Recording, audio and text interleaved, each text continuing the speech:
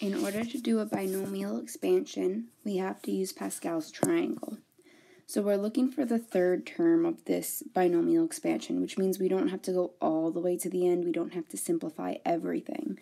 But we do need Pascal's triangle. So the 0th row starts with 1, then the first row, 1 and 1, the second row, 1, 2, 1, the third row, 1, 3, 3, 1, the fourth row is 1, 4, 6, 4, 1.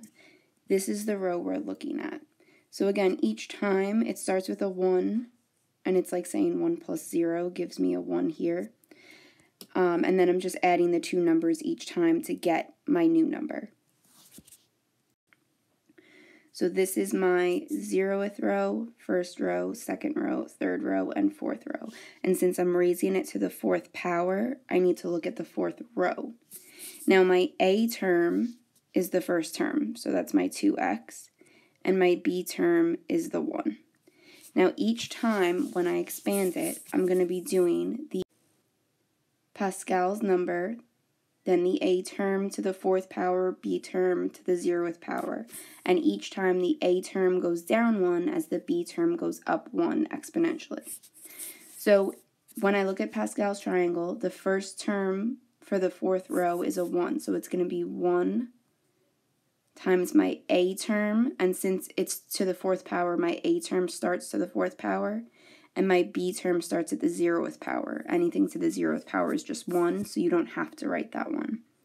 Then I'm going to have the next number in Pascal's triangle, which is a 4. My A term is now going to be to the 3rd power, but my B term will be to the 1st power. Next number in Pascal's triangle, then A term to the 2nd power, B term goes up 1 to the 2nd power. Now this is my 3rd term. I can technically stop here. If I were to go on, I would have a plus 4, A term to the 1st power, and B term to the 3rd power. And then my last term would be a plus 1, A term to the 0th power, which again I don't have to write, and B term to the 4th power.